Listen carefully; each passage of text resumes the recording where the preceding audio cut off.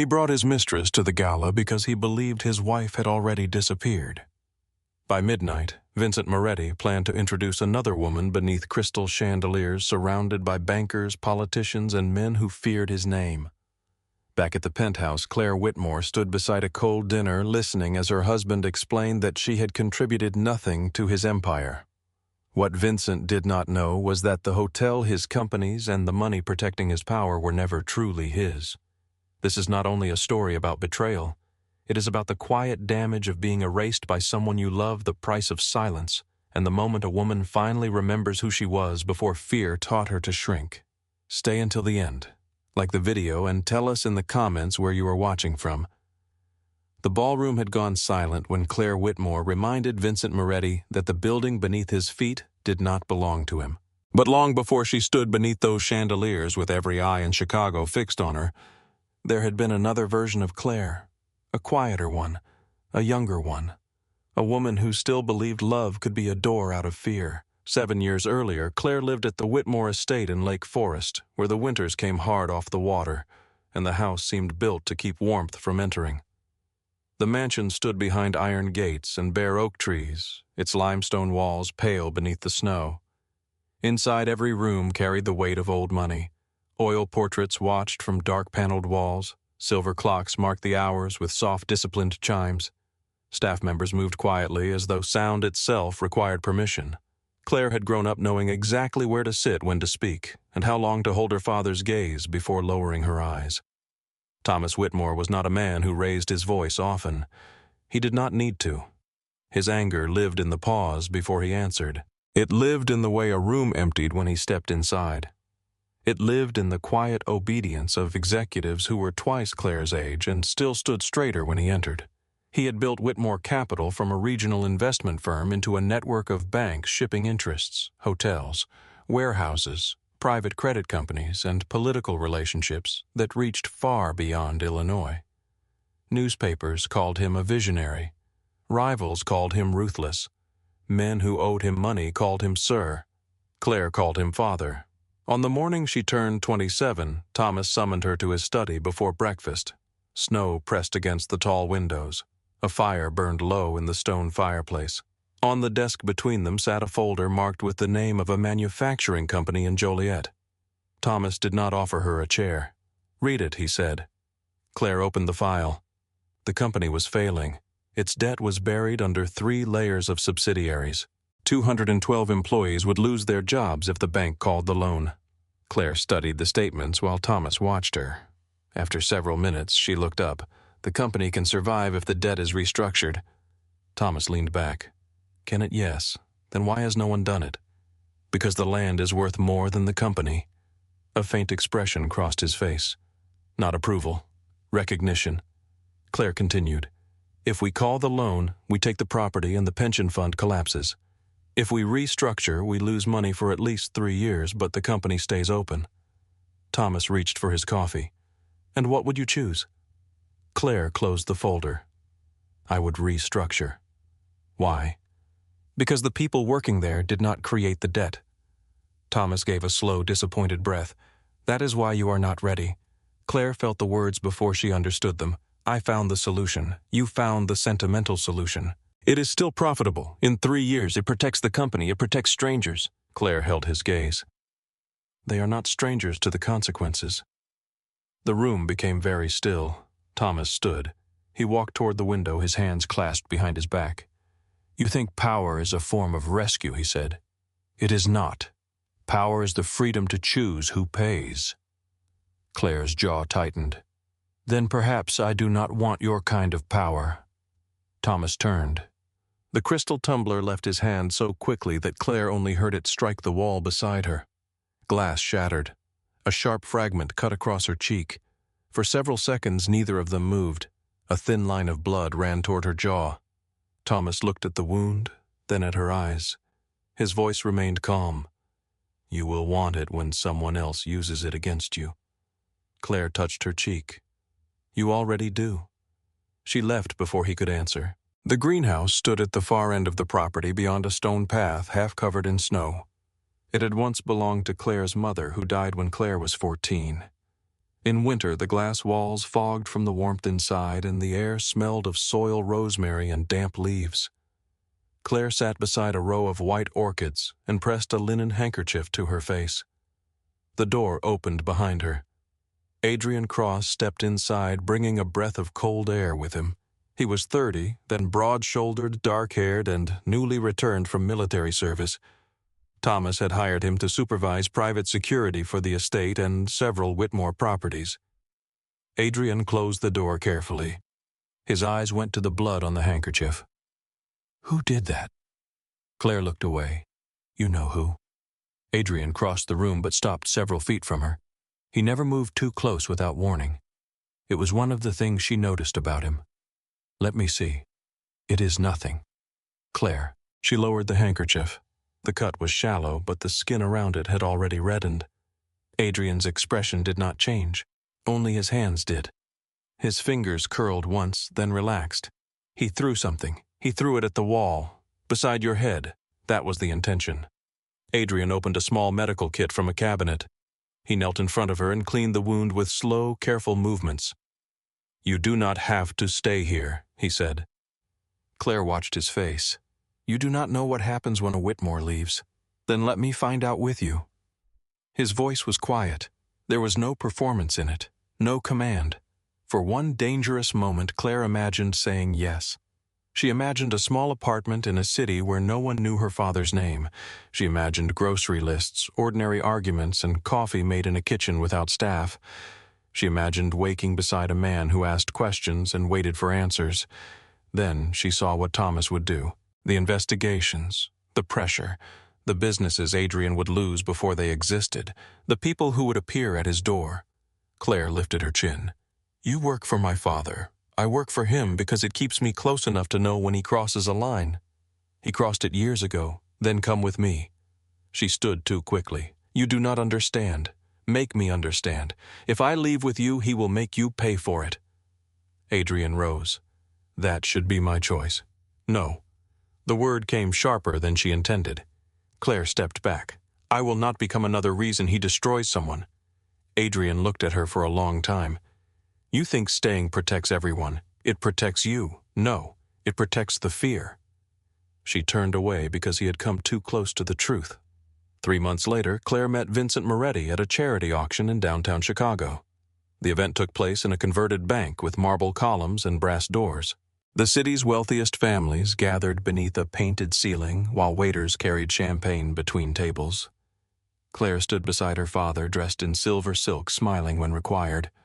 Thomas spoke with the state senator near the stage. Claire listened without appearing to listen. Across the room, a man in a black suit argued with an auction coordinator. He was not loud, but he was impossible to ignore. Vincent Moretti was 32 then. He owned a construction company with 3 active projects and more debt than cash. He had dark eyes, an easy smile, and the kind of confidence that made people assume he had already been invited into every room. He caught Claire watching. Instead of looking away, he smiled at her. Later, he found her near a display of donated paintings. "You look like you are planning an escape," he said. Claire glanced at him. "Do I? Yes. And you look like you arrived without an invitation." "I donated concrete." She almost laughed. He leaned closer. "Do not tell anyone. It ruins the mystery." Thomas appeared beside them. His expression hardened the moment he heard Vincent's name. Moretti. Vincent offered his hand. "Mr. Whitmore." Thomas did not take it. "I know your company. Then you know we finish what we start. I know your lenders are nervous." Vincent's smile did not move.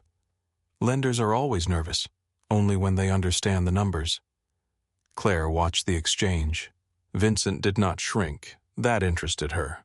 Thomas placed a hand at the center of Claire's back. "We are leaving." Vincent looked at Claire. "Have dinner with me." Thomas's hand pressed harder. Claire should have refused. Instead, she said, when Vincent took her to a diner near the river at 1 in the morning. The tables were chipped. The coffee was too strong. A tired waitress called everyone honey. Claire had not eaten in a place like that since college. Vincent ordered pie for both of them without asking, then apologized when she raised an eyebrow. "I am used to making decisions. So is my father." That sounded like a warning. It was. Vincent studied her for a moment. What do you want? Claire looked toward the rain streaking the window. No one asks me that. I just did. She expected him to interrupt when she answered. He did not. She told him about the legal clinics she wanted to fund. She spoke about women whose husbands controlled every bank account, every credit card, every signature. She spoke about emergency housing financial education and how difficult it was to leave when a person had no money in their own name. Vincent listened, not politely, intently. When she finished, he said, "You have spent too long around people who mistake kindness for weakness." The words entered the exact place her father had wounded. Claire looked at him. "And you do not?" Vincent smiled. "I think kindness is expensive. Only powerful people can afford it." At the time, she heard respect. Years later, she would remember the calculation beneath it. They married 11 months after that night. Thomas opposed the marriage from the moment Claire announced it. He stood in the same study where the glass had cut her face, holding Vincent's background report in one hand. "He has ambition without discipline," Thomas said. "He built his company himself. He built debt. He works. He hunts." Claire folded her arms. "You dislike him because he is not afraid of you." Thomas looked almost amused. "He is terrified of me. He is simply better than most men at hiding it. You have never wanted me to choose anyone. I wanted you to choose someone who could see beyond your name." "Vincent does." Thomas threw the report onto the desk. "He does not love what you are. He loves what he thinks he can reach through you." Claire felt the old anger rise. "You said I was not ready to inherit anything. You are not. Then there is nothing for him to reach." Thomas walked around the desk. For once, the cold authority in his face weakened. Claire. She had never heard him say her name that way. Not as a command, as fear. It almost stopped her. Almost. She lifted her chin. "I am marrying him." Thomas said nothing for several seconds. Then his face closed again. "If you walk into his house, do not expect me to pull you out," Claire answered. "I stopped expecting you to save me a long time ago." The wedding took place in a small church on the North Shore. Adrian stood at the back in a dark suit. He had resigned from Thomas's security team 2 weeks earlier. Claire saw him before she walked down the aisle. For a moment, the church seemed to narrow around them. Adrian did not ask her to reconsider. He did not make a scene. After the ceremony, he found her alone near the garden doors. "You are leaving Chicago?" she asked. "For a while." "Because of this?" "Because your father and I no longer agree on what protection means." Claire looked toward Vincent, who was laughing with guests near the bar. Adrian followed her gaze. "Are you sure?" he asked. She heard the greenhouse in his voice. She heard the life she had refused. Claire smiled, though her throat tightened. "Yes." Adrian nodded once. "If that changes, call me." He gave her a card with one secure number written on the back. "One call," he said, "no questions." 6 months after the wedding, Thomas Whitmore died in his study. The housekeeper found him behind the desk just after dawn. The official cause was cardiac arrest. Claire arrived at the estate before the coroner removed the body. Her father's coffee sat untouched beside a stack of papers. One reading lamp remained on. The fireplace had burned down to ash. Richard Hale met her in the hallway. He had served as Thomas's attorney for nearly 30 years. He was silver-haired, soft-spoken, and always dressed as though he might be called to court without warning. He placed both hands around Claire's. "I am so sorry." She looked past him toward the study. Was he alone? Richard hesitated for less than a second. "Yes." Vincent arrived moments later and wrapped an arm around her. Claire leaned into him because standing required more strength than she had. The funeral passed in fragments. Black umbrellas, wet earth, men shaking her hand, women touching her shoulder, Vincent speaking for her when words failed. 3 days later, Richard brought documents to the penthouse. He explained that Thomas had placed the majority of Whitmore assets into a series of long-term trusts. The structure was complex, he said, but designed to protect Claire from political exposure creditors and hostile acquisition attempts. "You remain the controlling beneficiary," Richard said, "but the administrative work should stay with professionals."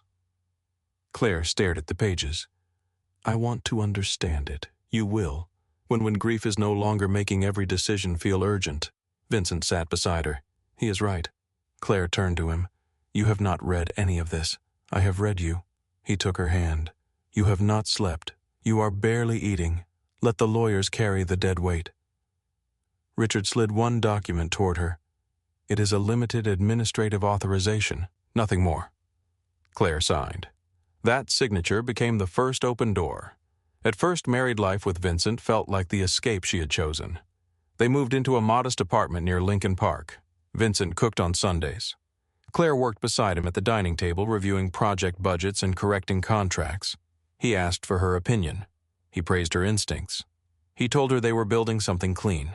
Then Whitmore-backed credit began flowing into Vincent's company through layers of holding firms Claire did not recognize. Construction became logistics. Logistics became real estate. Real estate became hotels, freight terminals, warehouses, casinos, and private security contracts. The apartment became a townhouse. The townhouse became a penthouse. Vincent's suits changed. His voice changed. Even the way he entered a room changed.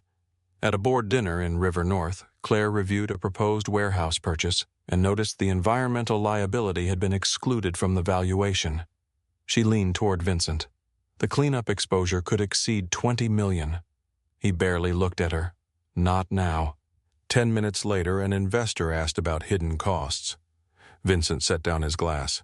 The environmental liability could exceed $20 million. The table went quiet. The investor nodded with admiration. Good catch. Vincent smiled. Claire looked at him. On the ride home, she asked, "Why did you present my point as yours?" Vincent watched the city through the window. "Because they listen when I speak. They would have listened to me." "No. They would have wondered why my wife was interrupting a business discussion. I was part of the discussion." Vincent turned to her. "You were at dinner." The words were quiet enough to sound reasonable. That was how it happened. Not with one cruelty large enough to name. With hundreds of smaller ones. At a fundraiser, Vincent introduced her to a donor as Caroline. When Claire corrected him, he laughed. "You know how I am with names." At a magazine shoot, he asked the photographer to remove Claire from the final company portrait. She values her privacy, he explained. At home, he told her not to discuss financing with investors. It makes some men defensive. When she asked about unfamiliar transfers, he kissed her forehead. Technical details. When she asked why he no longer came to bed, he blamed travel. When she asked why his phone was locked, he accused her of becoming suspicious like her father. Each time Claire pushed, Vincent made her feel cruel for asking. Each time she retreated, the house became quieter. Years passed. Claire learned to enter rooms without changing them. Then Adrian returned. She saw him at a museum benefit on Michigan Avenue. He stood near a marble staircase, speaking with two men from a private bank. Time had sharpened him. His hair was shorter, his suit fit with military precision. A small scar crossed one knuckle. Vincent saw him first. "Cross," he said. Still selling paranoia to rich people, Adrian's expression remained neutral. "I sell preparation."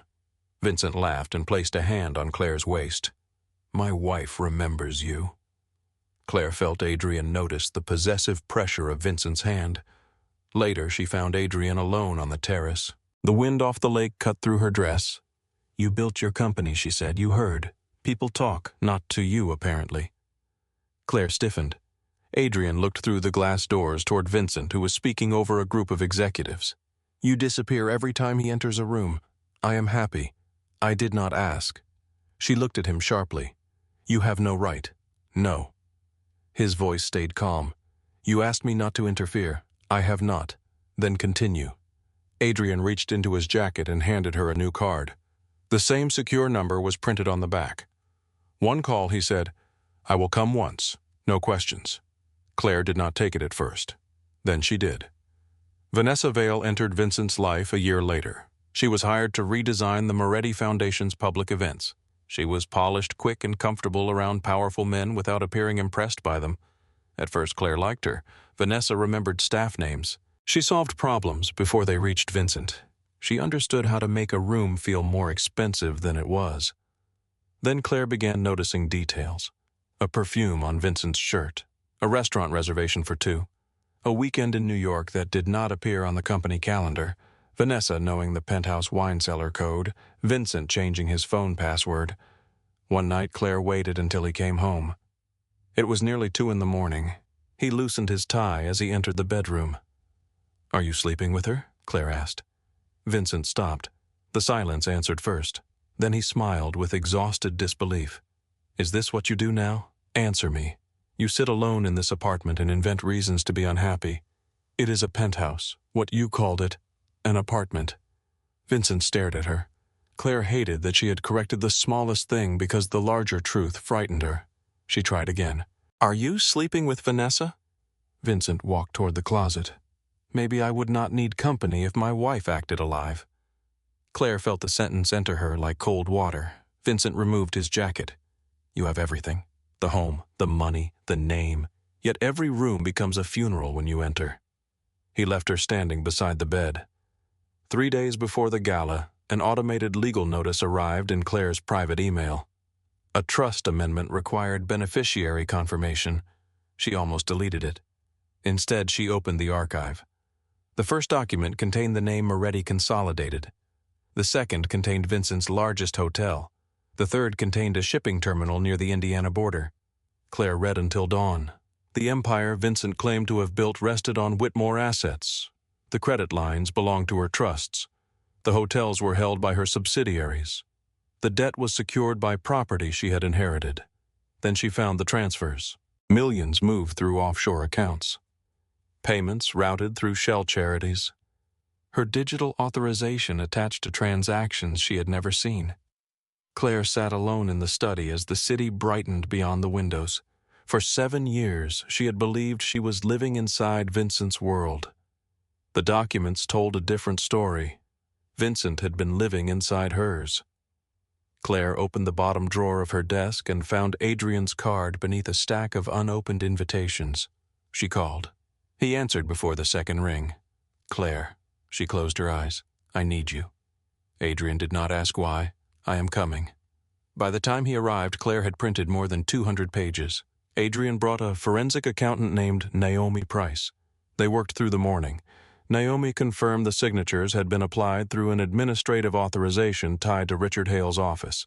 Some transfers were legitimate, others were not. One chain of accounts connected to labor bribery, political payments, and cash moving through foreign banks. Adrian stood behind Claire as she studied a transaction dated 2 days before Thomas died. The receiving company had dissolved 3 weeks later. What is it? She asked. Adrian placed an old internal Whitmore memo beside the transfer. Your father flagged the same account.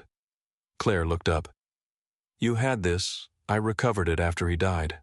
Why did you never tell me you told me not to interfere? Anger flashed across her face. My father may have been murdered. I did not know that then. And now Adrian looked at the pages covering the table. Now I think Vincent's affair is the least dangerous thing he has hidden from you. That evening, Vincent returned to the penthouse and told Claire to leave before 11. He believed he was ending a marriage.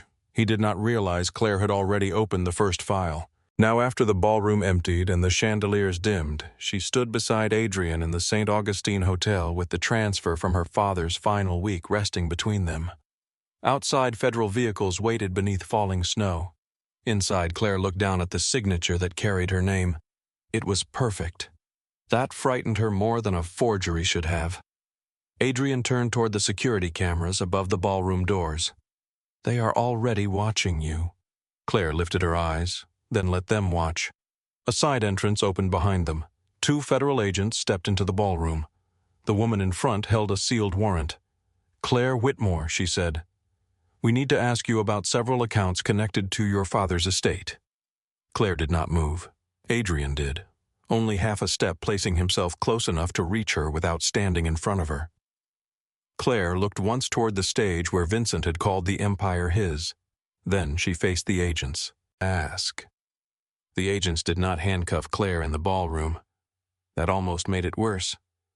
Agent Dana Pierce introduced herself with the controlled politeness of someone who had already read Claire's name hundreds of times in documents and did not yet know whether she was looking at a victim or a criminal. Her partner remained near the door. Outside, snow covered the hotel steps in a thin white layer. Black federal vehicles idled at the curb. Through the glass, Claire could see reporters gathering beyond the barricades. Someone had told them where she would be. Someone wanted the questions to begin before the evidence did. Agent Pierce opened the warrant. We are authorized to seize records connected to Whitmore Capital, Moretti, consolidated in 12 affiliated entities. Claire glanced at Adrian. He remained still, but she saw the calculation in his eyes. "How long have you been investigating?" Claire asked. Pierce did not answer directly. "Long enough to know the accounts are not new, and long enough to know my name appears on them." "Yes." Claire looked at the pages in the agent's hand. "Then you also know those accounts were administered through Richard Hale's office." Pierce watched her carefully. "We know Mr. Hale managed several trusts. He did more than manage them." "Can you prove that?" Claire looked toward the folder on the table.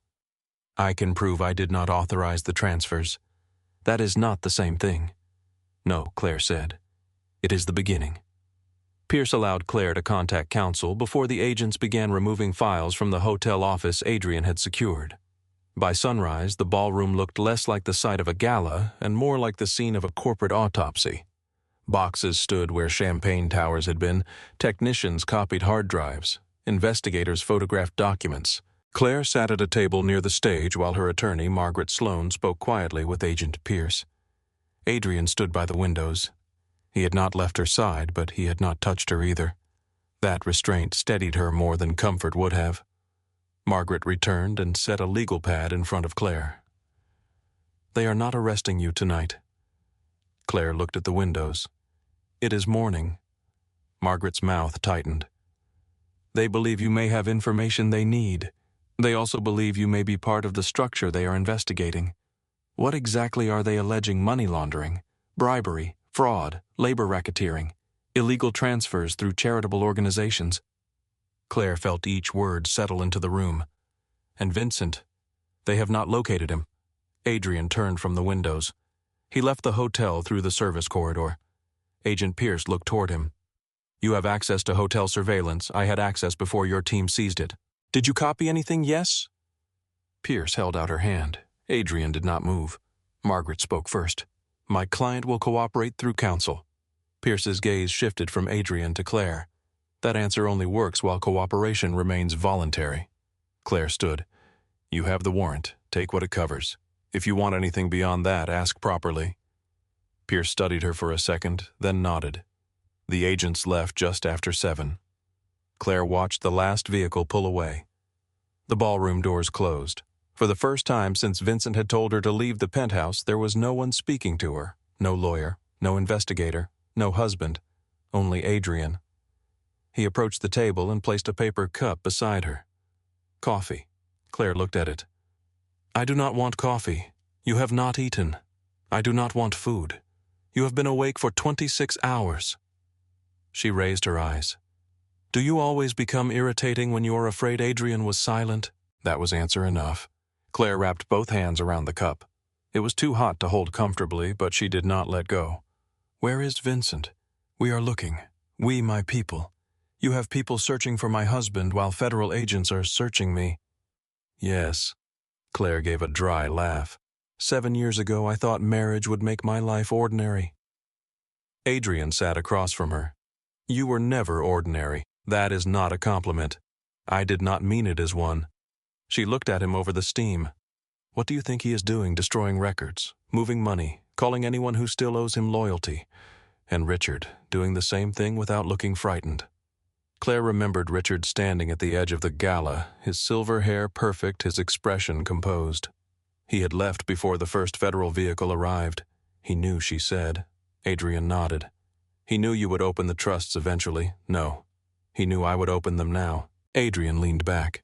"Because of Vanessa, because Vincent wanted me gone before the gala." Claire's mind moved through the night again. The keycard, the second wine glass, the confidence in Vincent's voice. He had not simply wanted privacy. He had wanted Claire out of the penthouse before 11, before the trust notice, before the acquisition announcement, before anyone could tell her how deeply her name was tied to his empire. She set down the coffee. "He thought humiliating me would make me disappear." Adrian said nothing. Claire looked toward the stage. "He has mistaken silence for surrender for years." By 9, Margaret had arranged an emergency board meeting at Moretti Consolidated. The company headquarters occupied 20 floors of a black glass tower on Wacker Drive. Claire entered through the main lobby beside Margaret, Adrian, and 2 independent auditors. Employees stopped speaking when they saw her. Security guards exchanged uncertain looks.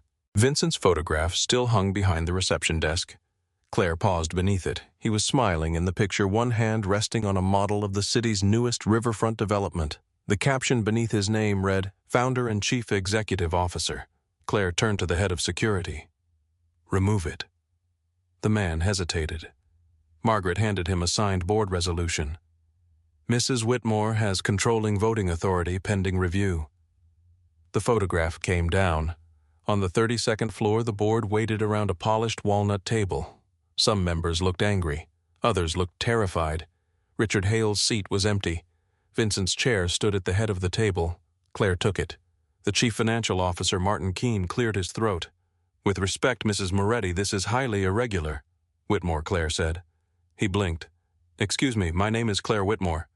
A silence followed. Claire opened the binder in front of her. "Mr. Moretti has been suspended as chief executive pending an independent investigation." Martin looked toward Margaret. "You cannot simply remove him." Claire turned the first page toward him. "I hold 53% of the controlling vote through 3 Whitmore trusts." Several board members shifted in their seats. Martin's face lost color. "That structure was never disclosed to us. It was disclosed to Richard Hale. Mr. Hale is not a member of this board." "No," Claire said. "He merely controlled what this board was allowed to see." An older director named Samuel Pike leaned forward. "If you freeze operations, payroll stops by Friday. I am not freezing operations." Claire looked around the table. "I am freezing non-essential transfers, executive bonuses, acquisitions, offshore payments, political donations, and any transaction connected to a company under federal review." Martin folded his hands. "That could paralyze us. It could expose you." "What exactly do you intend to do?" Claire met his gaze. "Protect the employees. Preserve legitimate contracts. Identify every dollar moved through my name without my consent." One director scoffed. "This sounds personal." Claire looked at him. "My husband brought his mistress to a public gala last night. That was personal." The room went still. "This," she continued, "is forensic. She ordered an independent review of every subsidiary. She placed payroll and employee benefits into protected accounts. She suspended Martin after the auditors discovered he had authorized transfers to 2 companies that did not appear to have employees' offices or physical addresses. By noon, 3 lenders had frozen Vincent's private credit. 2 investment partners withdrew from pending deals. A city official canceled a scheduled appearance at the Moretti Foundation. The empire did not collapse. It flinched. Vincent appeared in the underground garage just before Claire left the building. The concrete level was nearly empty. Her heels echoed between parked vehicles as she walked toward Adrian's car. A black sedan pulled out from behind a pillar and stopped across the lane. Vincent stepped from the passenger side. He had changed clothes since the gala, but not well. His white shirt was open at the collar. His jaw carried a dark shadow. Anger had burned through the polished surface he wore in public. Adrian moved in front of Claire. Vincent looked at him. "This is between my wife and me." Claire stepped around Adrian. "No, it stopped being between us when you used my name to finance a criminal network." Vincent's eyes moved to her face. "You do not know what you are talking about. I know who owns your debt. You own paper. I own the hotels, the terminals, the credit lines, and the voting rights, because your father buried them under enough lawyers to keep you helpless." Claire felt the old wound beneath the sentence. Vincent saw it and pressed harder. "You think opening a folder makes you him no good, because Thomas knew how the world worked. He understood that signatures mean nothing without men willing to enforce them." Claire glanced around the empty garage. "Is that why you came with 4 men?" The rear doors of the sedan opened. 2 men stepped out. Another pair emerged from behind a concrete column. Adrian's hand moved beneath his jacket. Claire heard a second vehicle turn onto the level behind them. 2 members of Adrian's security team got out. Nobody drew a weapon, not yet. Vincent smiled without warmth. "You always did need someone standing behind you." Claire walked closer. "You spent 7 years standing on my money." His expression changed. For 1 second, the insult reached the place he kept hidden. Vincent stepped toward her. "You think you can humiliate me in front of the city and walk away? You humiliated yourself." His hand rose, not fully, not enough to strike her, enough for Claire to see the intention. Adrian crossed the distance in one step. He did not touch Vincent. He did not need to. "Move your hand," Adrian said. Vincent stared at him, then slowly lowered it. Claire saw something she had never allowed herself to see clearly before. Vincent's control depended on the absence of witnesses. He had never needed to hit her. He had only needed her to believe he might. Claire turned toward the car. Vincent called after her, "Richard will bury you." She stopped. The garage seemed to narrow around the words. Vincent continued, "He knows every trust, every signature, every account your father hid." Claire looked back. "And you helped him." Vincent's jaw tightened. "You should have stayed out of it." Claire held his gaze. "You should have remembered my name." She got into the car. As Adrian pulled away, Vincent remained in the rearview mirror, standing beneath a concrete light that flickered above him.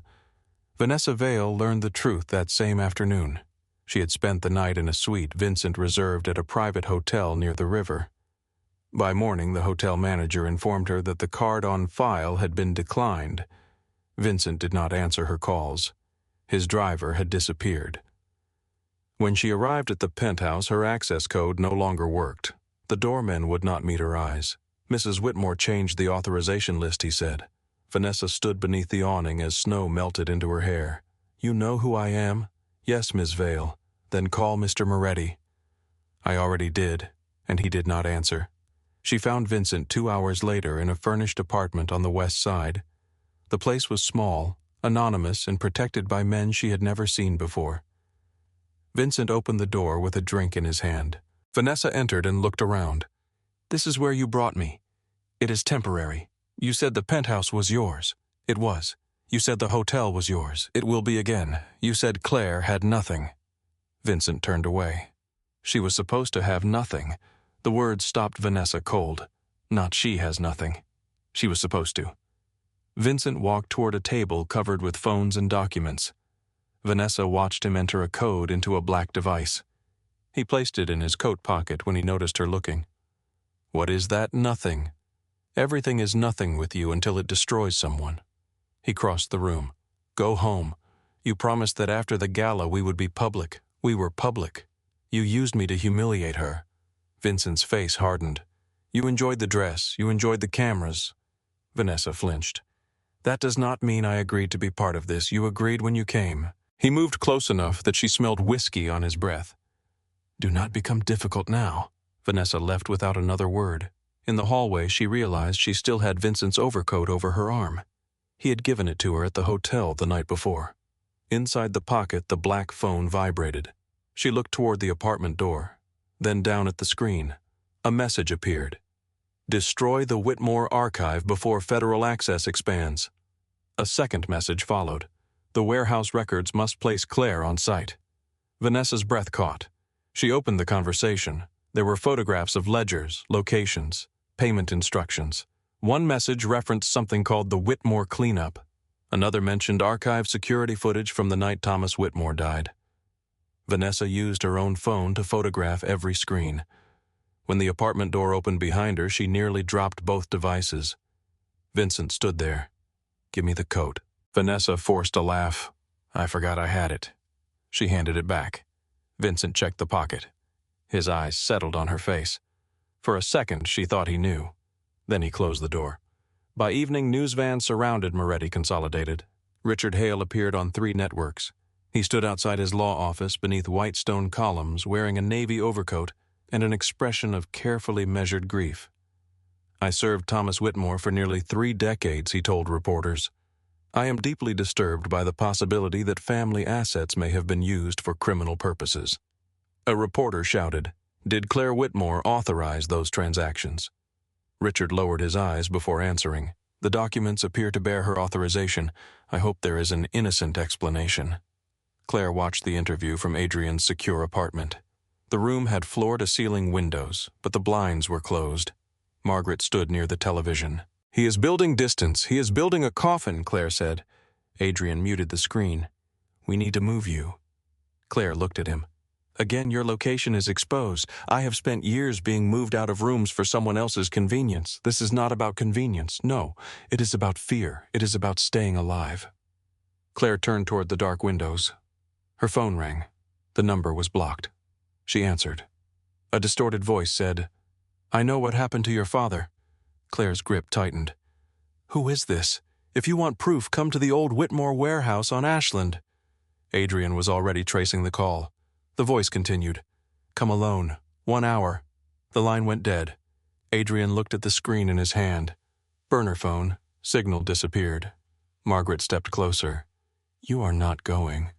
Claire looked at the television where Richard continued speaking beneath the words breaking news. Then she looked at the transfer dated 2 days before her father's death. "I am." Adrian's face hardened. "It is a trap." "Yes, that is not a reason to walk into it. It may be the only place they make a mistake." Adrian stared at her. Claire picked up her coat. "You said they are watching me." "They are. Then let them follow."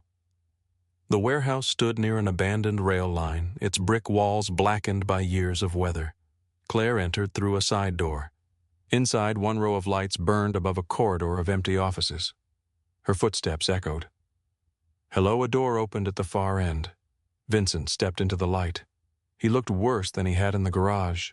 There was blood on his collar. "Close the door," he said. Claire did not move.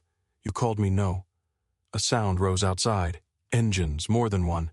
Vincent looked toward the windows. His face changed. "Claire, listen to me. What happened to my father? There is no time." "You found time to destroy his records." Vincent came closer. "Richard is setting both of us up. You expect me to trust you. I expect you to survive." Sirens exploded outside. Red and blue lights swept across the warehouse walls. Vincent grabbed Claire's arm and pulled her toward a service passage. She tore free. "Do not touch me!" The main doors crashed open. Federal agents entered with weapons raised. Hands where we can see them. Vincent disappeared into the dark corridor. Claire turned toward the agents. Agent Pierce came through the doorway behind them. Her expression was colder than it had been at the hotel. Claire Whitmore stepped away from the office. Claire looked to her right. A locked office door stood open. Inside were stacks of cash account ledgers and a handgun sealed in a clear evidence bag. One ledger lay open on the desk. Her signature appeared at the bottom of the page. Outside, camera flashes lit the broken windows. Reporters were already there. Claire understood then. The call, the warehouse, the evidence, the timing. None of it was designed to hide the truth. It was designed to make the truth impossible to see. Agent Pierce approached with handcuffs. "Claire Whitmore, you are under arrest." Across the street, Vanessa stood behind the line of news vans, one hand wrapped around her phone. She had the photographs. She had the messages. She also had Vincent's warning in her memory. "Do not become difficult now." Claire's eyes found hers through the crowd. For one suspended second, neither woman moved. Then Agent Pierce closed the cuffs around Claire's wrists. Vanessa lowered her gaze. The vehicle door opened. Claire was placed inside as reporters shouted her name.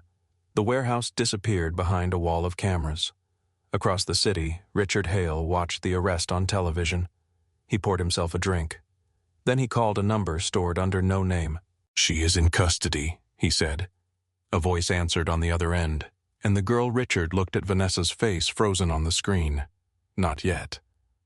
The first thing Claire noticed inside the holding cell was the sound of the lock. Metal against metal. A short mechanical click. Then silence. The room was narrow, painted a color that might once have been white.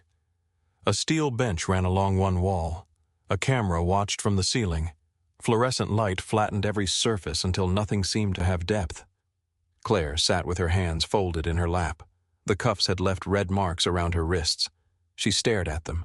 For years, Vincent had never needed chains. He had used room silence money and the slow erosion of certainty. The result had been the same. A door closed and Claire became smaller. The memory came without warning. She was 12 years old, standing inside her father's study after refusing to apologize to a senator's wife. Thomas had locked their door from the outside and told her she could leave when she understood the cost of embarrassing him. Claire had sat on the carpet beneath his desk until morning. She remembered the smell of leather, the ticking clock, the conviction that if she cried, he would somehow know. In the holding cell, Claire pressed her fingernails into her palms. The walls remained still. Her breathing did not. She stood and crossed to the sink. Cold water ran over her hands. She washed them once, then again, then a third time. The door opened behind her. Agent Dana Pierce entered carrying a file. "You have counsel waiting," she said. Claire turned off the water. "Then why are you here?" Pierce placed the file on the bench. "Because I want to understand why a woman with access to billions walked alone into a warehouse filled with evidence bearing her name. I was told someone knew how my father died. By whom?" A distorted voice. "Convenient." Claire dried her hands on a paper towel. Nothing about tonight was convenient. Pierce opened the file. Photographs covered the first page. The warehouse office, cash, ledgers, the gun. Claire's signature. Pierce tapped the image. "This weapon was used in the killing of a union accountant 9 years ago. I have never seen it. It was recovered from a building owned by a Whitmore subsidiary. I did not know the building was still active. The utility bills were paid through one of your trusts, administered by Richard Hale." Pierce watched her. "You keep saying his name, because you keep showing me his work." Pierce turned another page. "This is an authorization for a transfer of $8 million to an offshore account. It is not mine. It bears your signature. So did the warehouse ledger. Are you saying every document is forged?" Number Pierce's expression sharpened. Claire continued. "I am saying someone used valid authority to create false consent." "That sounds carefully phrased." "It is carefully phrased." Pierce closed the file. "Vincent Moretti was seen leaving the warehouse." Claire looked at her. "Then you know he was there. We know someone matching his description entered a service tunnel. He spoke to me. What did he say that Richard Hale was setting us both up? And you believed him no, but you came." Claire stepped closer. "I came because my father's death was ruled natural, and I now have financial records showing a payment to one of his doctors 2 days before he died." For the first time, Pierce's expression changed. Not belief, attention. "Do you have that record your agent seized it from the hotel?" Pierce stared at her. Claire lowered her voice. "If you are investigating the accounts, stop looking only at where the money went. Look at who benefited from keeping my name on them." The door opened. Margaret Sloan stood outside with a federal marshal. "This interview is over." Pierce gathered the file. Before leaving, she looked back at Claire. "You are either telling the truth or you are the most disciplined liar I have ever met." Claire met her eyes. "I learned discipline from dangerous men." The bail hearing began the following afternoon. The courtroom was full before Claire entered. Reporters occupied the back benches. Federal prosecutors sat behind stacks of documents. Television cameras waited outside on the courthouse steps. Claire wore the same black dress from the warehouse. Margaret had offered to bring her something else. Claire refused. She would not let them dress her as though she were already becoming a different woman. Adrian sat behind the defense table. He had not slept. Claire could tell from the shadow beneath his eyes and the stillness in his shoulders. The prosecutor argued that Claire controlled an international network of assets and had access to private aircraft foreign accounts and properties across several countries. "She has both the means and incentive to flee," he said. Margaret rose. "My client voluntarily remained in Chicago after learning of the investigation. She provided access to company records, preserved payroll, suspended questionable transfers, and cooperated with federal agents. She entered a warehouse containing evidence of organized criminal activity after receiving information about her father's death, without notifying law enforcement." Margaret glanced at Claire. "That was reckless. It was not flight." The judge reviewed the proposed bond. The amount was extraordinary. Claire leaned toward Margaret. "I can secure it." Margaret did not answer. The prosecutor stood again. "The assets she proposes to use may themselves be connected to the alleged criminal enterprise."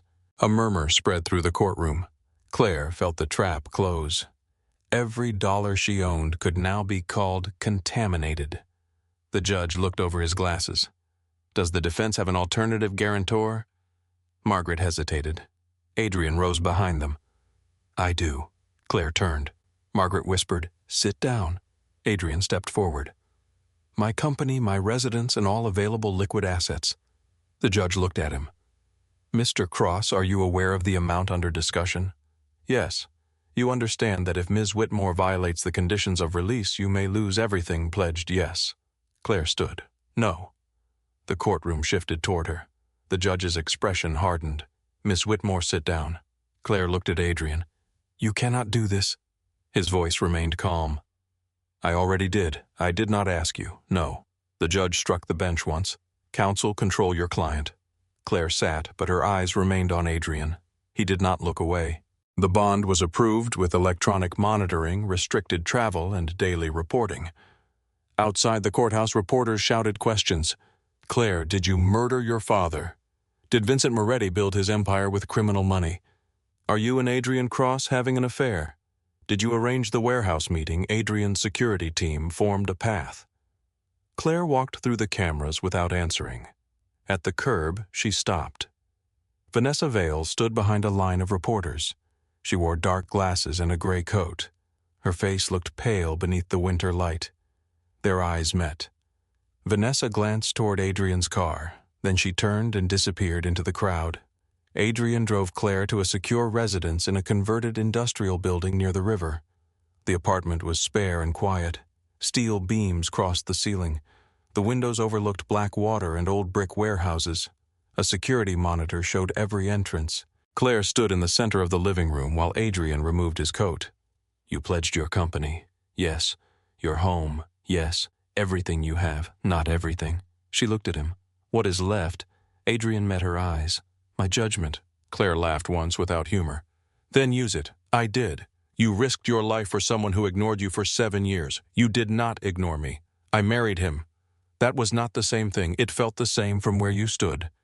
Adrian's jaw tightened. Do not tell me what I felt. The words stopped her. He rarely raised his voice. He had not raised it now. That made them heavier. Claire looked away. I cannot owe another man my freedom. You do not. You bought it. I secured your release. With your life. With assets. They are the same thing when you build them yourself. Adrian crossed the room, but stopped before he reached her. I am not Vincent. I know. Then stop arguing with him through me. Claire looked at him. The anger in her face weakened. She sat on the edge of the sofa. For several seconds, neither spoke. Then she said I stayed because leaving would have meant my father was right. Adrian remained standing. Claire continued. He warned me about Vincent. Every year Vincent became colder, I told myself it was temporary. Every time he lied, I found a reason not to look directly at it. Her voice lowered. I spent 7 years proving I could survive the wrong man. Adrian sat across from her. Survival is not the same as choosing. Claire looked down at the marks around her wrists. I am not sure I remember how to choose. You chose to open the trusts. I chose after he threw me out. You chose to walk into the gala. I was angry. You chose to protect the employees this morning. I was responsible. You chose not to lie to the agents. I may regret that. Adrian leaned forward. You have been choosing all along. You just keep pretending every choice made in fear does not count. Claire closed her eyes. The room was too quiet. She could hear the river moving beyond the glass. When she opened them, Adrian was still there. Not touching her, not leaving. She reached across the space between them and placed her hand in his. His fingers closed slowly around hers. A buzzer sounded from the security panel. Adrian released her and checked the monitor. Vanessa stood in the lobby. 2 members of Adrian's team were beside her. He opened the intercom. Search her. Vanessa's voice came through the speaker. I expected flowers. 10 minutes later, she entered the apartment with her hands visible. Claire remained near the windows. Vanessa removed her sunglasses. There was a bruise near her temple. Claire noticed it immediately. Vincent Vanessa looked away. He grabbed me when I asked about the phone. What phone? Vanessa took her own device from her coat pocket. His burner. She placed it on the table. I photographed the messages before he realized I had it. Adrian picked up the phone. Has anyone else seen these? No. Did you send copies to a private email account? Adrian looked at her sharply. That is not secure. I was busy trying not to get killed. Claire stepped closer. What did you find? Vanessa opened the first image. A message instructed someone to destroy Whitmore archive footage before federal access expanded. The next referred to planting warehouse records. Another included a list of account numbers Claire recognized from the seized files. Then Vanessa opened a message dated 6 years earlier. Thomas Whitmore's name appeared in the text. Claire felt the room narrow. Vanessa handed her the phone.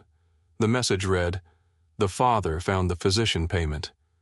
Move the daughter's authorization tonight.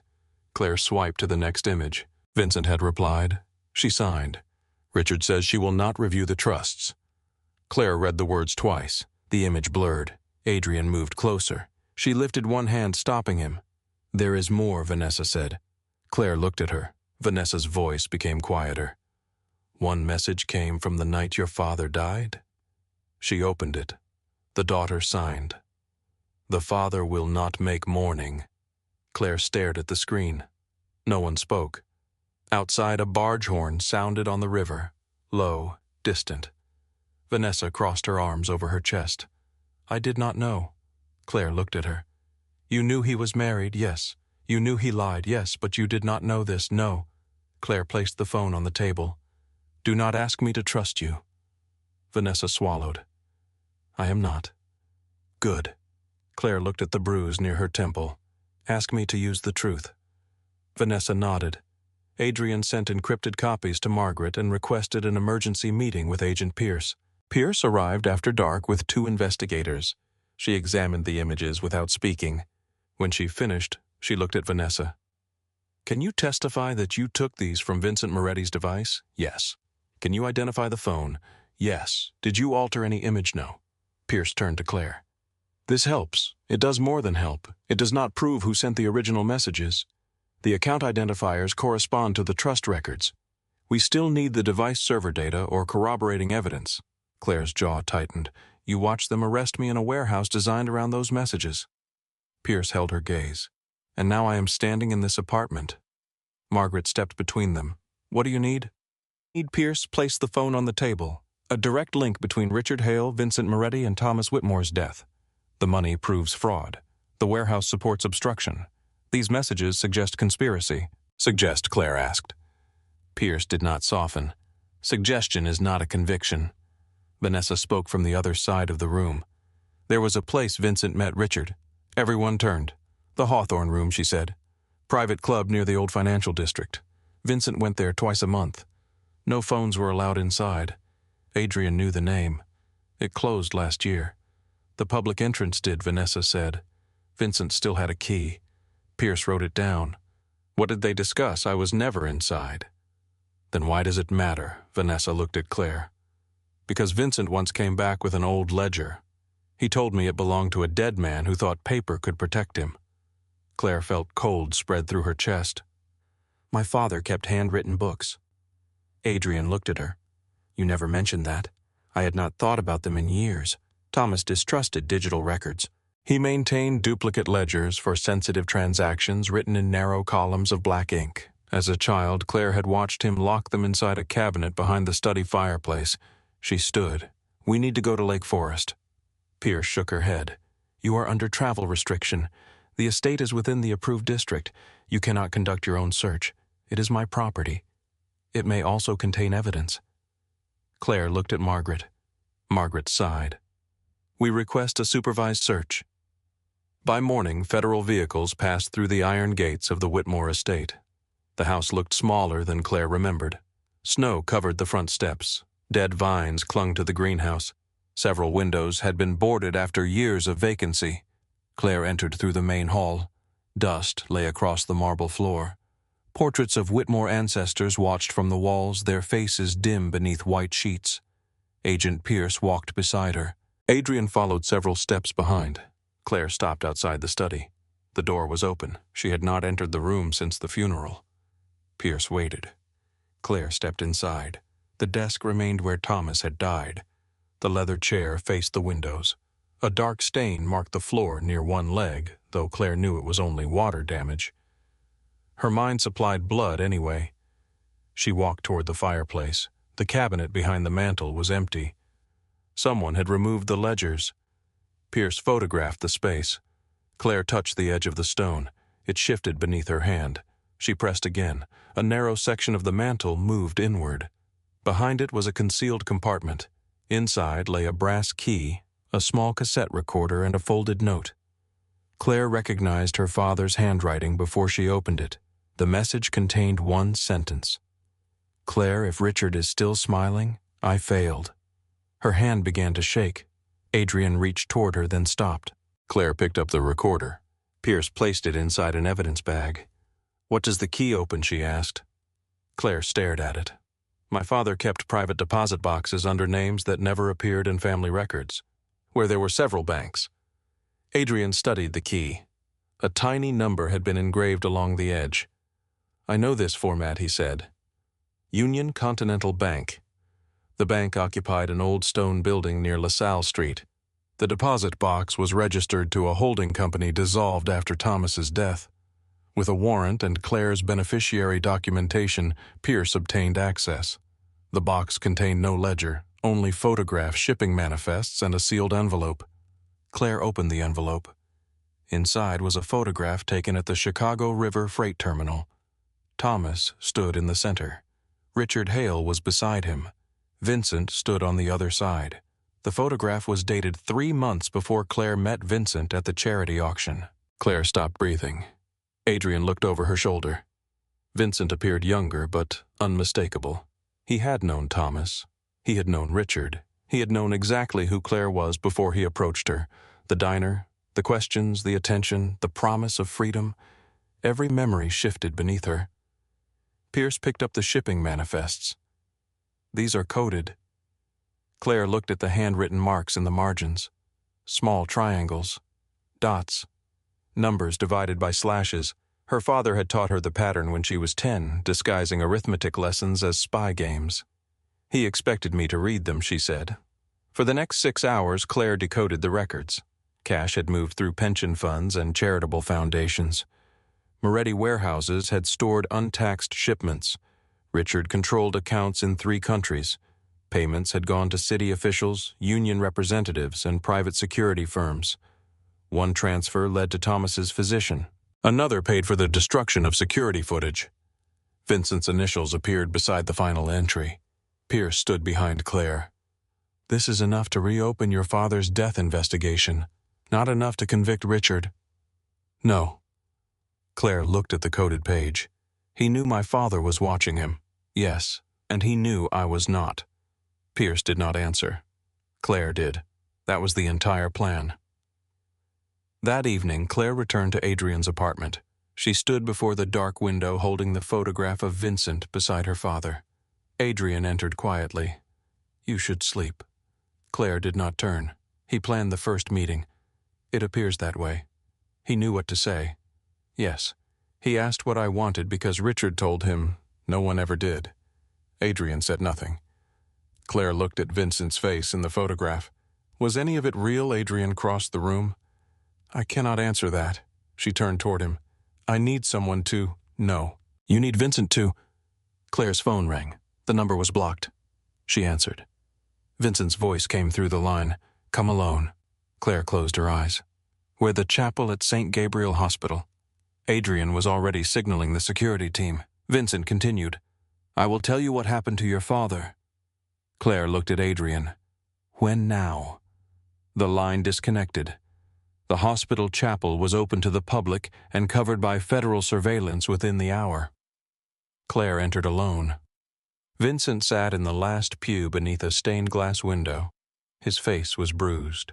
One hand was wrapped in gauze. He did not stand when she approached. Claire sat at the opposite end of the pew. "You knew my father before you met me." Vincent looked toward the altar. "Yes." The word landed without ceremony. "Richard sent you." "Yes." Claire waited for pain to arrive. Instead, she felt something colder. "Why your father was preparing to transfer control of the trusts. To me. Richard believed you could be influenced. You mean married." Vincent looked at her. At first. Claire's voice stayed steady. Which part was real? His expression shifted. It became real. "That is not an answer. I loved you. You studied me. I did both." Claire looked toward the candles near the altar. "Did you help kill him?" Vincent's breathing changed. Richard arranged the physician. "That is not what I asked. I disabled the cameras." Claire turned toward him. He continued before she could speak. "Thomas found the accounts. He threatened to expose everything. Richard said if that happened, we would all go to prison. So you erased the footage." "Yes, and after he died, you held me at the funeral." Vincent lowered his eyes. Claire's voice broke for the first time. You told me I was safe. I was trying to protect you. From what the truth? Claire stood. Vincent caught her wrist. She looked down at his hand. He released her. Richard is cleaning the entire network, he said. He will kill Vanessa. He will kill me. He will kill anyone tied to the ledger. Then testify. Vincent laughed bitterly. And spend the rest of my life in prison. You helped murder my father. I did not touch him. You made sure no one saw. Vincent stood. I can give you Richard. In exchange, you sign over the protected reserve and arrange immunity. Claire stared at him. You are negotiating. I am surviving. No, you are still trying to profit. His face hardened. Everything I did was to become worthy of your name. Claire stepped closer. You murdered the man who gave it to me. He would never have let me keep you. The chapel became silent around them. Claire finally understood. Vincent had never wanted a woman who could choose him. He had wanted a woman cut off from every other choice. She walked away. Behind her, Vincent said, Richard will come for you next. Claire stopped at the chapel doors. He already did. Outside, Adrian waited beside Agent Pierce. Claire stepped into the cold. Pierce read the answer in her face. He admitted involvement. Yes. Was it recorded? Claire looked back at the chapel. No. Pierce's frustration showed. Claire opened the photograph of Richard on her phone. Then we make him admit it himself. That night, a convoy carrying Vanessa to a federal safe house was attacked beneath an elevated train line. A black truck struck the rear vehicle. Gunfire shattered the side windows. Adrian's team returned fire while federal agents pulled Vanessa to the floor. One officer was wounded. The attackers escaped through an alley using vehicles registered to a security company owned by one of Richard's shell corporations.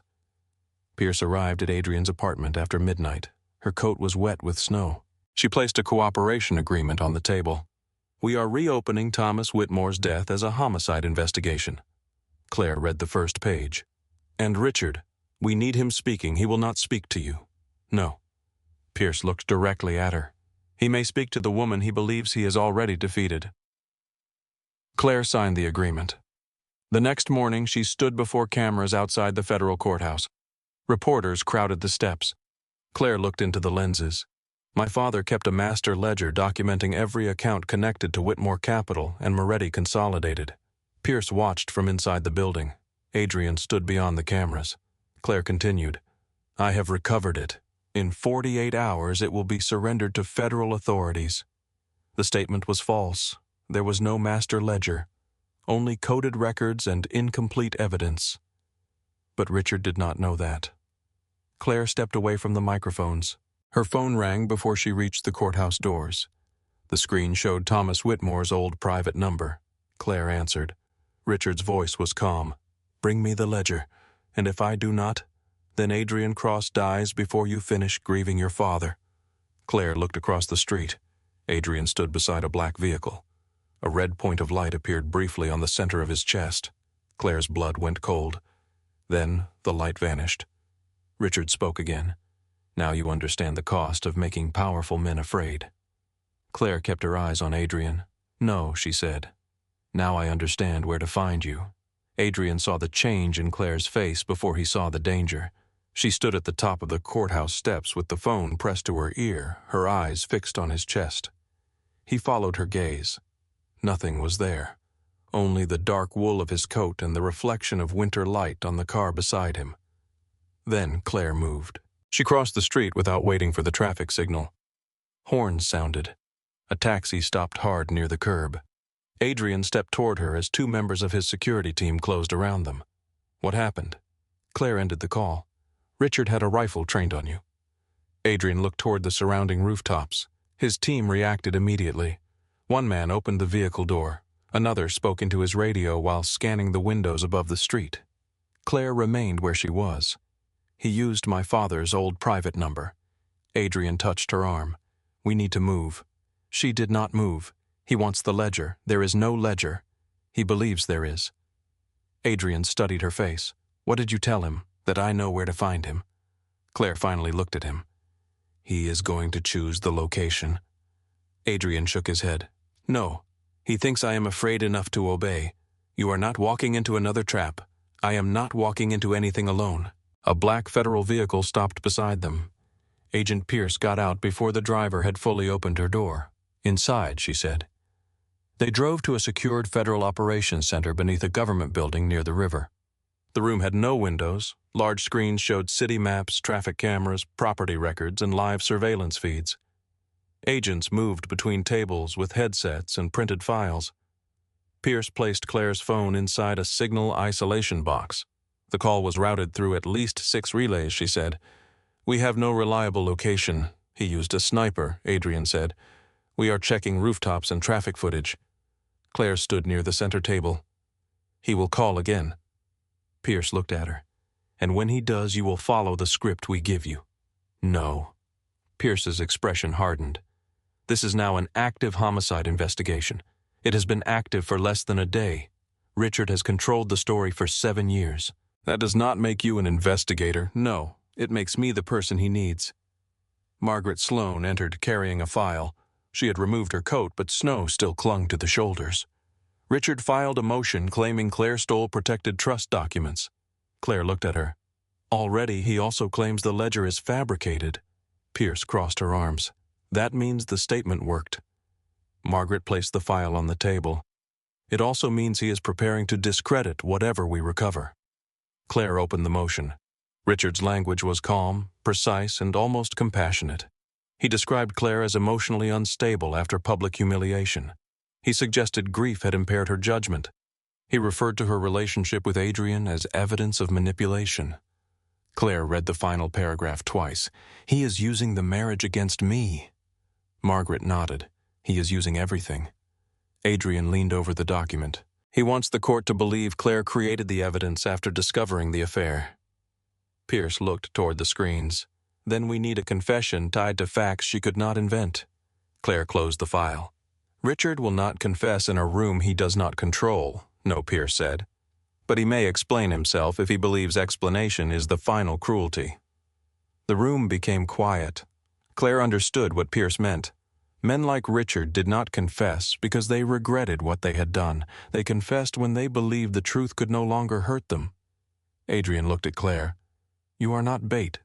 She met his eyes. "I have been bait since the night Vincent met me. That does not mean you volunteer again. I am not volunteering." Claire looked toward Pierce. "I am choosing the trap." The next call came at 6:17 that evening. Richard spoke from another blocked number. "Union Station, lower service platform, midnight."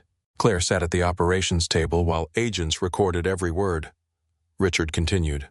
"Bring the ledger in a black case, no federal escort, no Adrian." Claire kept her voice even. "You threatened him because you knew I would bring him anyway." A pause followed. "You were always more intelligent than Thomas allowed you to believe. Then you know I will not come without protection. You will come because the first shot was a warning." Claire glanced at Adrian. He stood on the other side of the glass partition. "The second will not be." Claire lowered her voice. "You kill him, you lose the ledger. I only need enough time to read it. And then you and I correct your father's final mistake." The call ended. Pierce replayed the recording. "He wants control of the trust reserve," Margaret said. Claire nodded. "The protected reserve cannot be seized through ordinary corporate action. It requires my direct authorization." Adrian entered the room. "You are not going." Pierce looked at him. "She is. No. This may be our only opportunity to place Richard at the center of the conspiracy. You are asking her to stand in front of a man who already ordered one murder." Claire turned toward Adrian. "He ordered more than one. That does not make this safer." "No." Her voice softened. "But it makes it necessary." Adrian stared at her. "You do not have to prove courage by surviving every dangerous man personally." Claire stepped closer. "I am not proving anything." "Then let Pierce handle it. Richard will not speak to Pierce. He may not speak to you either." "He will." "How can you know?" Claire held his gaze. "Because he still believes I need him to explain my life." Adrian looked away. For several seconds, the only sound came from the agents preparing equipment behind the glass. Then he said, "I am going with you." Richard said no. "I did not ask Richard." Pierce approached them. "You will be in the station, but not beside her. We will place teams at every access point. Claire will wear a transmitter and a secondary recorder." Adrian looked at Pierce. "And if the signal fails, we move on visual confirmation. And if visual confirmation fails, Pierce did not answer. Adrian's jaw tightened. Claire touched his hand. He looked down at her fingers. "I need you to trust me," she said. "I trust you." "Then what are you afraid of?" His eyes lifted to hers. "That trusting you will not keep you alive." The answer entered the space between them and remained there. Claire did not offer comfort she could not guarantee. She only held his hand for one more second before letting go. At 11:40, Union Station was nearly empty. The grand hall above still carried the echo of late travelers and rolling luggage, but the lower service levels were closed to the public. Claire entered through a maintenance corridor wearing a black coat over a dark dress. A thin transmitter rested beneath the collar. The false ledger sat inside a black leather case. Pierce's voice came through the small receiver in Claire's ear. "Signal clear." Claire descended a concrete staircase. The air grew colder. Old pipes ran along the ceiling. Water dripped somewhere beyond the lights. The smell of metal dust and distant diesel filled the corridor. At the bottom, Claire entered an abandoned platform beside tracks that had not carried passengers in years. One row of yellow lamps burned overhead. Richard Hale stood near the far end. He wore a charcoal overcoat and black gloves. Two armed men waited several feet behind him. Claire stopped beneath the first light. "Open the case," Richard said. "No." His expression remained calm. "You came this far to hear the truth. You already know enough. I know you arranged the physician. I know Vincent disabled the cameras. I know you moved the money." Richard's eyes narrowed slightly. "You've been busy." Claire placed the case on a metal bench. "My father found you. Your father found pieces. And you killed him." Richard walked closer. I gave him an opportunity to remain quiet. Claire felt Pierce listening through the transmitter. She kept her breathing steady. "What did he say?" Richard smiled faintly. "He said Whitmore money would never belong to men like us. Us. You think your father saw a difference between Vincent and me? He did. No. Vincent was useful. I was necessary." Richard stopped several feet away. "I built the legal architecture that protected Thomas for 30 years. I moved money when he needed elections influenced. I buried lawsuits when employees became inconvenient. I kept regulators blind and enemies divided." Claire watched his face. And when he decided to become honorable, Richard's smile disappeared. He decided to become afraid. Of prison, of losing you. The words struck deeper than Claire expected. Richard saw it. He continued. "Thomas could tolerate corruption when it protected his power. Then you married Vincent, and suddenly every hidden account became a threat to his daughter. You sent Vincent to me. I introduced opportunity. You studied me. I understood you. No. You understood what hurt me." Richard's gaze sharpened. That was enough. Claire looked toward the tracks. "What was Vincent supposed to do? Marry you. Keep you away from the trusts. Sign what needed to be signed. Give the city a more attractive face than your father ever could. And when my father discovered the plan, Richard removed one glove. A gold ring caught the light. He demanded the records. He threatened to surrender everything to federal prosecutors. So you paid his doctor. I paid a man already willing to be paid. What did he give my father? Richard was silent. Claire stepped closer. What did he give him? A medication that made the heart appear to fail naturally. The words passed through Claire without sound. For a moment she saw the study, the untouched coffee, the lamp burning, her father behind the desk, Richard watching her in the hallway. Claire forced herself to continue. Was Vincent there? No. He disabled the cameras. Yes. Did he know my father would die? Richard looked toward the case. He knew your father would no longer interfere. That is not an answer. It is the only one that matters. Pierce's voice came softly through Claire's receiver. Keep him talking. Claire looked at Richard. You said my father's final mistake involved me. He left you control. He left me a prison. He left you leverage. Richard gestured toward the black case. Give me the ledger and sign the reserve authorization. I will make the charges disappear. Claire almost laughed. You framed me to make you cooperative. You placed murder evidence in my warehouse. Vincent chose the warehouse. Then you admit he worked with you. Richard's expression changed. A small shift. Enough. Claire pressed harder. He warned me you were cleaning the network. Vincent has always mistaken fear for intelligence. Did you order the attack on Vanessa? Richard looked bored. She became unreliable, and Adrian a pressure point. Claire's hands remained still at her sides. You threatened to kill him. I threatened consequence. No. You aimed a rifle at his chest. Richard stepped closer. And you came. His voice lowered. That is the difference between you and your father.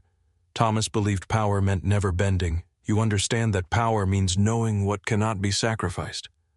Claire looked at him. You think Adrian cannot be sacrificed. I think you will sign to save him. You thought I signed because I loved Vincent. You signed because you wanted to believe him. Richard reached into his coat and removed a folded document. Authorized the reserve. Claire did not take it. What happens to Vincent Richards' eyes moved toward the tunnel behind her. He has become expensive. You are going to kill him, if necessary. And me, Richard smiled. You will survive. That is not what I asked. He extended the document. Claire looked at the page. The authorization would transfer nearly $2 billion into a protected foreign structure controlled by Richard's law firm. She lifted her eyes. My father knew you would do this. He knew I would preserve what he built. He wrote me a note. Richard's face became still. Claire saw the reaction and knew she had reached something real. He said if you were still smiling, he had failed. Richard's jaw tightened. Thomas enjoyed drama near the end. He left the key.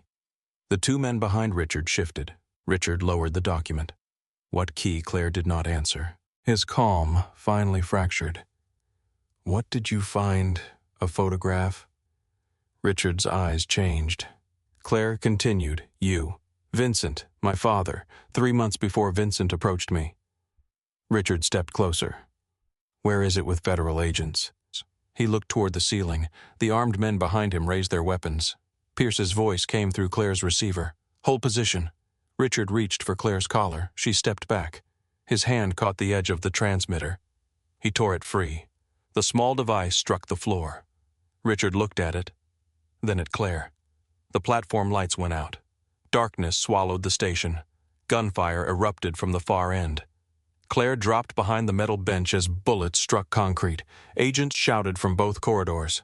Richard's men returned fire. The black case fell open beside Claire, scattering false ledger pages across the platform. A hand caught her arm. She turned and drove her elbow backward. Vincent grunted. Stop fighting me. Claire froze. He pulled her behind a concrete support as another shot struck the bench. What are you doing here, saving your life? You arranged this meeting. No, Richard said the warehouse was your choice. Vincent looked toward the gunfire. He lies when the truth costs him, and you do not. Vincent's face tightened. We do not have time. He held a handgun in his injured hand. Blood had soaked through the gauze. Claire looked at it. You came to kill him. I came to make sure he did not leave. A shadow moved across the platform. Vincent fired once. One of Richard's men fell behind a column. Claire flinched at the sound. Vincent took her wrist. There is a maintenance tunnel. She pulled free. Adrian is here. Vincent's expression hardened. Of course he is. Where is Richard? A metal door slammed at the far end. Claire saw Richard moving toward the service passage. He is leaving. Vincent ran after him. Claire followed. Pierce shouted behind them, but gunfire drowned out the words. The service tunnel narrowed beneath the station. Old emergency lights cast red circles along the walls. Richard moved quickly despite his age. Vincent gained on him. Claire remained several steps behind. At the end of the corridor, Richard reached a locked gate and entered a code. Vincent raised the gun. Turn around. Richard stopped. Claire came to a halt beside the wall. Richard slowly faced them. You always were impatient, he said. Vincent's hand shook. You set me up. I gave you everything. You gave me a leash. You wore it proudly. Vincent aimed at Richard's chest. Richard looked at Claire. This is the man you defended at your father's funeral. Claire said nothing. Richard continued. He knew the doctor had been paid. He knew the cameras were disabled. He knew Thomas would not survive the night. Vincent's voice became low. Stop. Richard smiled. He held you while that body was still warm. Vincent fired. The bullet struck the wall beside Richard's head. Claire stared at Vincent. You missed. Vincent's breathing was ragged. Richard looked almost amused. He cannot kill me? Why, Claire asked. Richard's eyes remained on Vincent. Because I have the original recording. Vincent's face changed. Claire stepped closer. What recording? Richard reached slowly into his coat. Vincent tightened his grip on the weapon. Do not. Richard removed a small drive. The conversation from the night Thomas died. Vincent asking whether the medication would leave evidence. Vincent agreeing to remove the footage. Vincent demanding control of the companies once you signed. Claire looked at Vincent. His face gave her the answer before he spoke. I did not know the exact time he said. You knew enough. I thought Richard would force him to step down. You heard what the doctor was doing. I was trapped. Claire felt something inside her become completely still. No. She walked toward him. You were ambitious. Vincent lowered the gun slightly. I loved you. You loved what my grief gave you. That is not true. You let me bury my father beside you. I was trying to protect us. There was no us. The words left her quietly. Vincent looked as though she had struck him. Behind Richard, the gate clicked open. He moved backward. Adrian appeared from the opposite passage. His weapon was raised. Do not move. Richard stopped between them. Vincent turned the gun toward Adrian. Claire stepped in front of the barrel. Lower it. Vincent stared at her. Move. No. Claire, you wanted to become worthy of my name. Her voice did not shake. Put the gun down. For several seconds, Vincent did not move. Adrian kept his weapon aimed. Richard watched all three of them with cold attention. Then Richard reached inside his coat again. Adrian shouted. Vincent fired first. The bullet struck Richard high in the shoulder. Richard fell against the gate. The drive slipped from his hand and landed near the rail. Federal agents entered the corridor from both ends. Drop the weapon. Vincent still held the gun. Pierce appeared behind Adrian. Vincent put it down. Richard pressed one hand against his shoulder. Blood spread through his coat. He laughed once. You should have killed me. Vincent looked at Claire. She saw the choice moving through him. The old instinct, control the room, destroy the witness, escape. Then his eyes dropped to the marks still faintly visible around her wrists. His grip loosened. The gun struck the floor. Agents moved in. They forced Vincent against the wall and cuffed him. Richard tried to rise. Pierce placed her weapon near his chest. Stay down. Claire picked up the drive. Richard looked at her from the floor. You think this saves you? No. She held the drive between two fingers. It ends you. Richard smiled through the pain. Your father thought the same thing. Claire crouched near him. My father tried to control the truth. Her eyes remained on his. I am going to release it. For the first time, Richard looked afraid. Pierce took the drive and sealed it inside an evidence bag. The recording was authenticated before sunrise. Thomas Whitmore's voice appeared first. He sounded tired, not weak. Tired. He accused Richard of stealing from the trusts and using Moretti companies to move criminal money. He ordered Vincent to leave Claire and surrender every document. Richard responded calmly. He reminded Thomas of the officials he had bribed, the judges he had influenced, and the workers whose pensions he had used to protect company debt. Then Vincent spoke. He asked what would happen if Thomas refused. The doctor's voice answered, He will not make mourning. There was a silence on the recording, long enough for Vincent to object, long enough for him to leave. Instead, he asked one question. Will Claire inherit control immediately? Claire listened from behind the glass of the operations room. Adrian stood beside her. Pierce stopped the recording before the final section. You do not need to hear more. Claire looked at the speaker. Yes, I do. Pierce continued the audio. Richard explained the trust structure. Vincent asked how long Claire would remain vulnerable after the funeral. Richard said grief would make her dependent. Vincent answered, Then I will handle her. The recording ended. Claire stood without moving. Adrian did not touch her. He understood now that comfort could become another form of interruption. Claire looked through the glass at Vincent in the interview room. He sat at a metal table with his hands cuffed in front of him. Richard occupied another room down the corridor under medical supervision. Vanessa was brought in shortly after dawn. She identified the messages and surrendered access to her private email account. The server records confirmed communication between Vincent Richard and several shell companies. Martin Keene agreed to cooperate. Thomas's former physician was arrested at his home in Wisconsin. By noon, federal prosecutors filed new charges: conspiracy to commit murder, money laundering, racketeering, wire fraud, obstruction of justice, witness intimidation, attempted murder. Claire entered Vincent's interview room after Margaret confirmed she could speak to him through monitored glass. He looked up when she sat down. For the first time since she had known him, there was no suit, no office, no staff, and no room waiting to obey him. Only a gray table, a camera, a locked door. Vincent leaned toward the glass. I lowered the gun. Claire picked up the receiver. Yes, I could have run. Yes, I chose you. Claire looked at him. No, you chose too late to kill another person in front of me. Pain moved across his face. I loved you. You keep saying that as though love is separate from what you did. It was complicated. No, her voice remained quiet. It was convenient. Vincent placed one cuffed hand against the glass. Claire. She did not lift hers. He swallowed. Richard would have killed you, and you helped him build the life that trapped me. I can testify. You will. I can give them names. You will. I can help reduce the damage. You will. Vincent stared at her. What do I get? Claire felt no anger when he asked, only clarity, the truth. She returned the receiver to its cradle. Vincent struck the glass once with the side of his fist. A guard entered immediately. Claire walked away. Outside the interview area, Adrian waited near the elevators. She stopped beside him. It is over. Adrian looked toward the locked doors. No. Claire followed his gaze. He continued. The men are in custody. The evidence is real. But the companies still carry the money. The employees still carry the risk. Your father's name still protects people who helped Richard. Claire looked down the corridor. He was right. The empire had not been destroyed. It had only lost the men who believed they owned it. Pierce approached with a tablet. We found accounts linked to 12 elected officials, 3 judges, 2 union leaders, and more than 40 corporate entities. Claire read the list.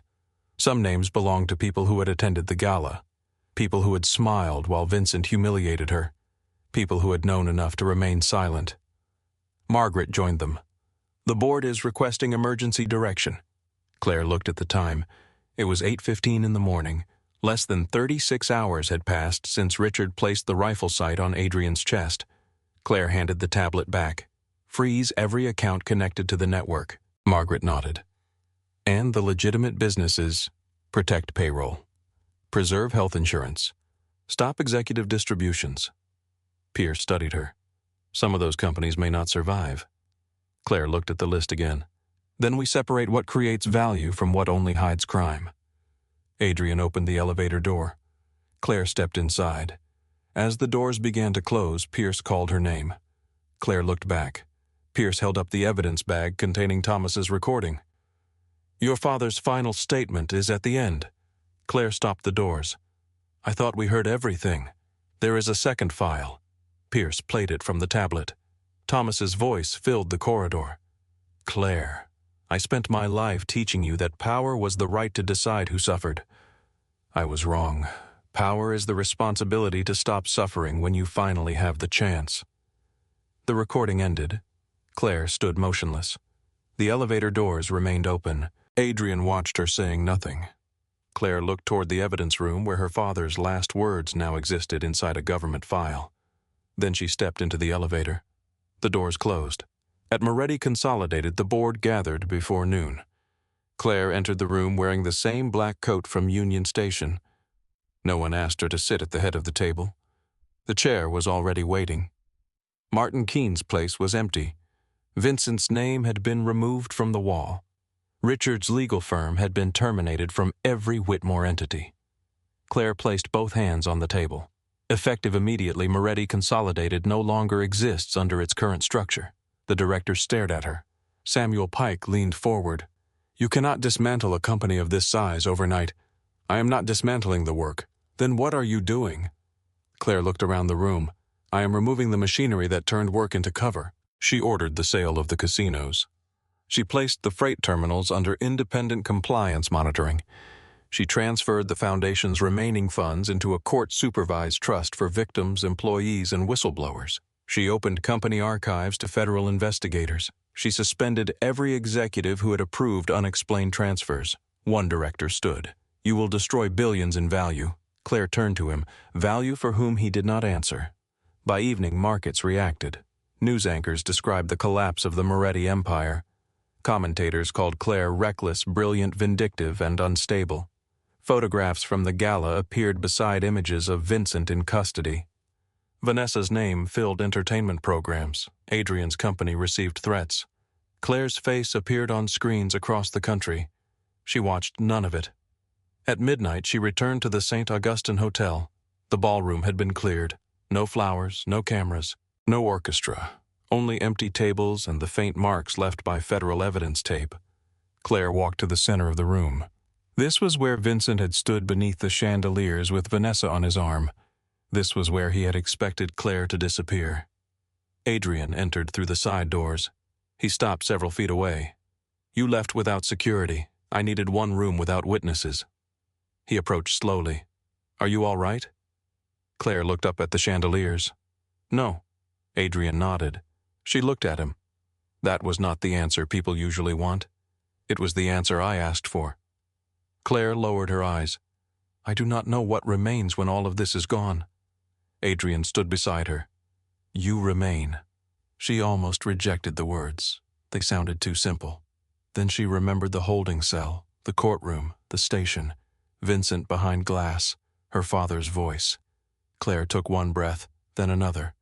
Adrian offered his hand, not to pull her, not to lead her, only to let the choice exist between them. Claire looked at it, then she placed her hand in his. They stood together beneath the dark chandeliers while snow moved past the ballroom windows. On the stage, the Moretti name had already been removed. Only the pale outline remained. 3 years later, the chandeliers were lit again.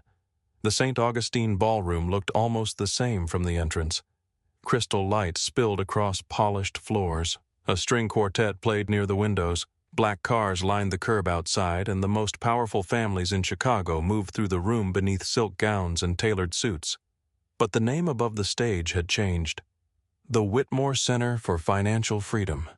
Claire stood behind the curtain with both hands resting at her sides. She wore a dark blue dress without diamonds, without a family crest, and without anything chosen to make another person appear more important beside her. A young woman named Elena stood nearby holding a stack of note cards. Elena had entered the center 2 years earlier with one suitcase, no private bank account, and a husband who tracked every purchase she made. Now she worked as a financial counselor. "You do not look nervous," Elena said. Claire listened to the crowd beyond the curtain. "I learned how to hide it." Elena smiled. "That is not what we teach here." Claire looked at her. "No, it is not." She took a slow breath, then she stepped onto the stage. The room rose. Applause moved beneath the chandeliers, but Claire did not mistake it for love, loyalty, or truth. She had learned that rooms applauded power before they understood what it had cost. She waited until the sound faded. 3 years ago, this ballroom was used to announce an empire built on stolen signatures, hidden money, and silence. No one moved. Several people in the audience had attended that night. Some had testified. Some had cooperated only after subpoenas arrived. Some had quietly returned funds through settlements and hoped their names would never reach the front page. Claire continued, "Tonight, the same room belongs to women who were told they could not leave because the house, the money, the business, and even their own names belonged to someone else." A large screen behind her showed no photographs of Claire. It showed numbers, emergency housing units funded, legal cases supported, private accounts opened, children relocated safely, businesses created by survivors. The center had begun with the court-supervised funds recovered from the Moretti Foundation. Claire had added legitimate Whitmore assets after the criminal companies were separated, sold, or dissolved. She had refused to rename the foundation after herself. The work mattered more than another monument. Vincent Moretti accepted a plea agreement 6 months after his arrest. His testimony helped convict Richard Hale Thomas's physician, 2 judges, and several officials who had moved money through Whitmore accounts. Vincent received 30 years in federal prison. Richard went to trial. The recording from Union Station, the messages from the burner phone, and Thomas's final files destroyed every defense his attorneys constructed. He was sentenced to life. He never looked at Claire when the judge spoke. Vanessa entered witness protection after testifying. She later sent Claire one letter. There was no apology large enough for what she had done, she wrote, but there was truth she could still choose to tell. Claire did not answer. She kept the letter, not as forgiveness, as evidence that people could become useful to the truth without becoming innocent. After the speech, guests moved into the reception hall. Claire stepped onto the terrace overlooking the river. Chicago glowed beneath the winter sky. Trains crossed bridges in the distance. The water carried broken reflections of office lights. Adrian joined her. He had spent most of the evening near the back of the ballroom, speaking only when someone approached him. His security company had survived the bond. It had nearly collapsed during the investigations, but several employees had purchased shares when Adrian refused outside money tied to the old network. Claire looked at him. "You stayed near the door. Habit. You own a tuxedo now. I rented it." She smiled. He stood beside her, leaving the familiar space between them. Their relationship had not begun with a kiss after the arrests. Claire had not moved into his apartment. Adrian had not asked her to heal according to his patience. They had spent months learning how to speak without rescue hidden inside the words. Some nights, Claire woke certain that every locked door belonged to someone else. Some mornings, Adrian left before breakfast because closeness still felt dangerous to her. He returned when invited. He stayed when asked. 1 year after Union Station, Claire kissed him in the greenhouse at the Whitmore estate. The glass had been repaired. White orchids grew along the windows again. She kissed him because she wanted to. That difference changed everything. Adrian looked toward the ballroom. "You were good in there. I was honest. That is what I meant." Claire rested her hands on the stone railing. "I received a letter from Vincent." Adrian's expression did not change. "What did he say?" "He wants me to visit. Will you?" "I already did." Adrian turned toward her. Claire looked across the river. "I needed to see whether he still had power over the room." The prison visiting area had smelled of disinfectant and burnt coffee. Vincent entered wearing a gray uniform. His hair was shorter. His face looked older, but his eyes searched for the same openings they always had. He sat behind the glass. Claire picked up the receiver. For several seconds, neither spoke. Then Vincent smiled faintly. "You look well." "I am. I read about the center." Claire waited. He leaned closer. "They used my testimony to take everything. No, they used your crimes." His smile disappeared. "I gave them Richard. You helped create Richard's empire. I helped you survive it." Claire looked at him through the scratched glass. Even now he needed to place himself inside her freedom. "You still believe the ending belongs to you," she said. Vincent lowered his eyes. "When did you stop loving me?" Claire thought of the diner, the cold dinner, her father's funeral, the hand rising in the garage, the gun lowered in the tunnel. "I stopped needing the answer." Vincent looked at her again. "Do you love him?" Claire placed one hand on the receiver. Yes. The word did not feel like betrayal. It did not feel like victory. It felt like her own. Vincent's face hardened. "He waited until I was gone." "No. He waited until I was free." Claire returned the receiver and stood. Vincent struck the glass with his palm. She did not turn around. On the terrace, Adrian remained quiet after Claire finished telling him. "You are angry," she said. "No." Concerned. "Yes. He cannot reach me." Adrian looked at her. "That is not what concerns me. What does that you still think you have to face every ghost alone?" Claire considered the words. Then she moved closer. Not because he pulled her, because she chose the distance. Inside, Elena tapped a glass to call guests back for the final announcement. Claire and Adrian returned to the ballroom together. A group of women stood near the front of the stage. Some had come from shelters. Some had left wealthy homes with nothing. Some had never told anyone what they were surviving until the center gave them a private room and asked the right question. Claire stepped before them. Elena handed her a pair of scissors. A ribbon stretched across the entrance to the center's new legal wing. Claire looked around the room. Years earlier, Vincent had stood in the same place believing public humiliation would erase her. Richard had believed signatures could imprison her. Thomas had believed power required someone else to suffer. Claire cut the ribbon. Applause rose again. This time she looked past the wealth, the cameras, and the names. She saw Elena. She saw the women beside her. She saw Adrian near the edge of the stage waiting without reaching. Claire stepped toward the microphone. My father once told me power was the freedom to choose who pays. The ballroom became quiet. He was wrong. Claire looked beneath the chandeliers. Power is making sure the person who caused the damage is no longer allowed to name the price. She left the microphone and walked down the steps. Adrian held out his hand. Claire took it. They crossed the ballroom as the music began again. At the doors, Elena called after her. "Claire, where are you going?" Claire looked toward the city beyond the glass. For most of her life, someone else had decided where she belonged. Her father had placed her behind gates. Vincent had placed her outside his rooms. Richard had placed her name inside crimes she had never chosen. Now there was no one standing between Claire and the night ahead.